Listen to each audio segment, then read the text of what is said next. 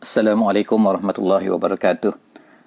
Alhamdulillahirabbil alamin wassalatu wassalamu ala Rasulillah wa ala alihi washabbihi ajma'in. Rabbi shrah li sadri wa yassir li amri wahlul 'uqdatam min lisani yafqahu qawli. Selamat datang ke sesi sinopsis setiap daripada juzuk Al-Quran. Alhamdulillah, hari ini kita akan masuk kepada juzuk yang ke-14 insya-Allah. Dan di dalam juzuk ini kita akan dapat melihat dua surah. Allah Subhanahu wa taala akan menceritakan kepada kita di dalam juzuk yang ke-14 ini, iaitu dua surah. Yang pertama sekali adalah surah Hijr, surah Al-Hijr, dan yang keduanya adalah surah An-Nahl. Jadi dua-dua surah ini telah merangkumkan, maknanya semua sekali juzuk yang ke-14 ni, juzuk yang ke-14 ni hanya terdapat dua surah saja, iaitu surah Al-Hijr dan juga surah An-Nahl.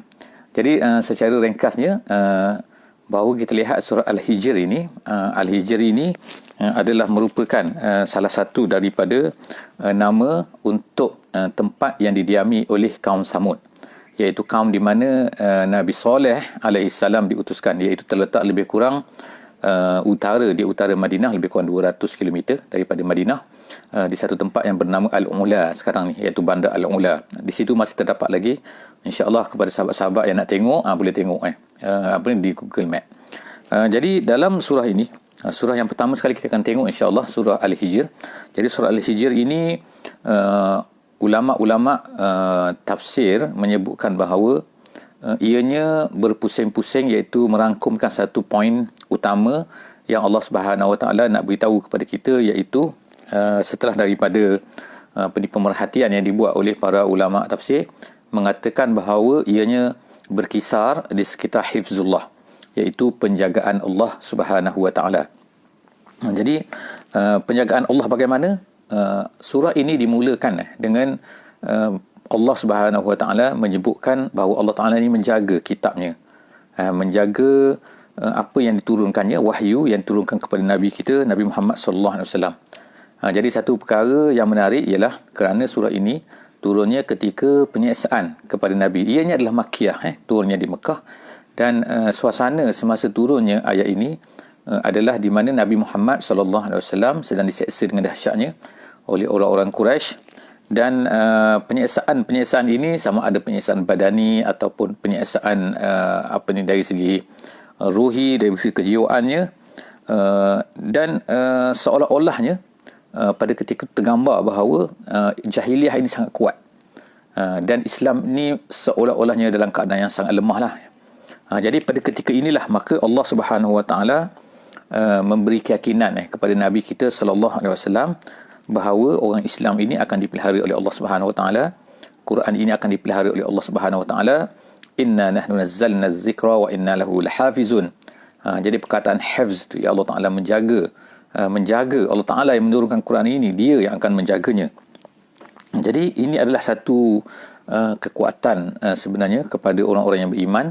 Kerana apa? Kerana apabila Allah Subhanahu Wa Taala yang menurunkan, maka Allah Taala akan menjaga. Allah Taala bukan hanya menjaga kitabnya saja, tetapi Allah Taala akan menjaga agama ini, Islam ini sehinggalah hari kiamat ni.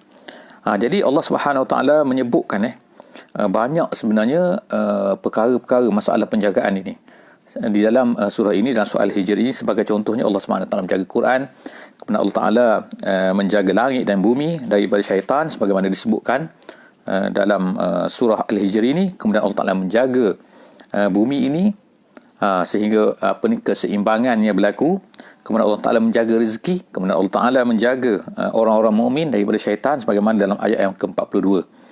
Jadi begitulah banyak sebenarnya Allah Subhanahu Wa Taala menyebutkan tentang penjagaan macam-macam Allah Taala menjaga semua benda Jadi seterusnya Allah Subhanahu Wa Taala menceritakan selepas daripada itu pula tentang kisah, beberapa kisah yang ada dalam surah ini, iaitu yang pertamanya Allah Taala menyebutkan tentang kisah Nabi Adam dan juga iblis, iaitu Allah Subhanahu Wa Taala menyebutkan bahawa iblis ini akan mengacau anak Adam, tetapi Allah Subhanahu Wa Taala akan memelihara orang-orang yang beriman.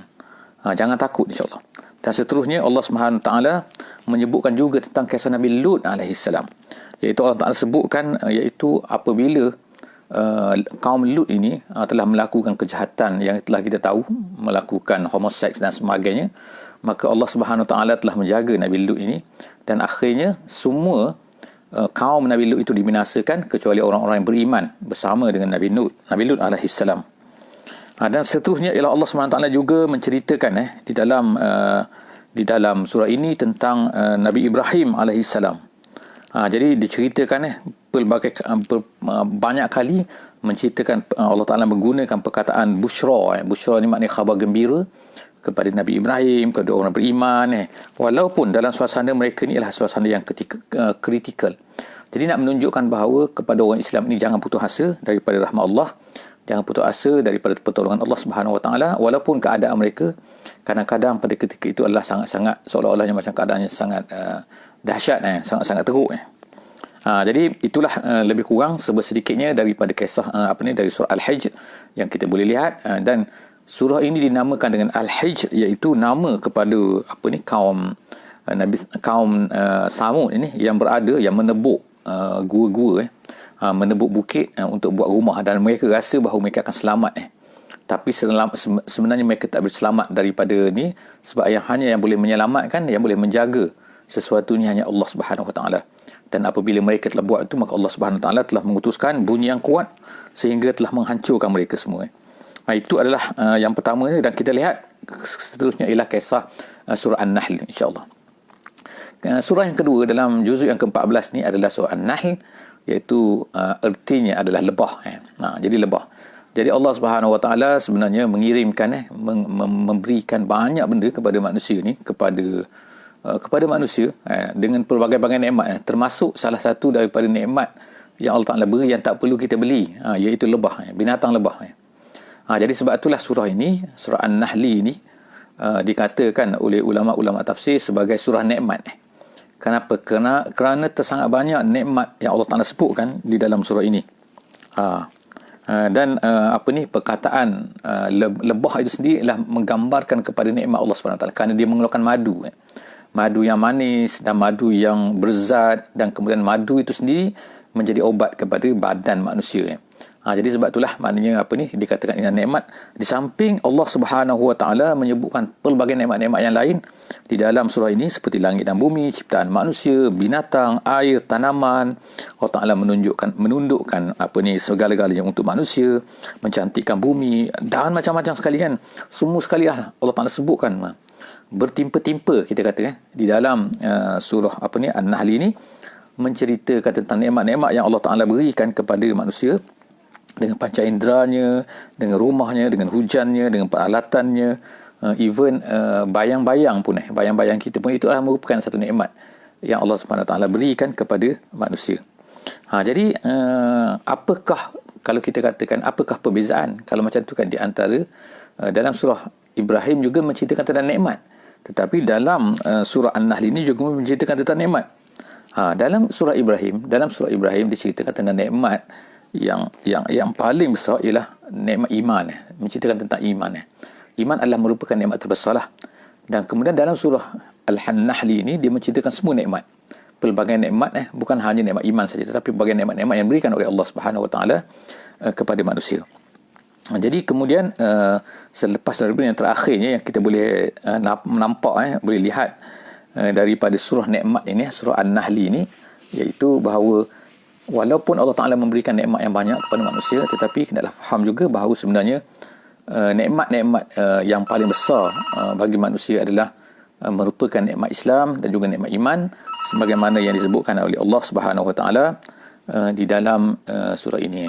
Jadi saya rasa setakat itulah saja, insya-Allah, untuk mendapat lebih lagi kefahaman terhadap juzuk yang ke-14 ni. Maka cantiklah, maknanya kalau kita semua, sahabat-sahabat semua, boleh baca dan juga boleh mentadabbur surah ini, iaitu dua surah ini, iaitu surah An-Nahl dan juga surah Al-Hijr, insya-Allah. Jadi setakat itulah saja. Aku qauli hadza wa astaghfirullahal azim li wa lakum wa billahi taufiq wal hidayah. Wassalamualaikum warahmatullahi wabarakatuh.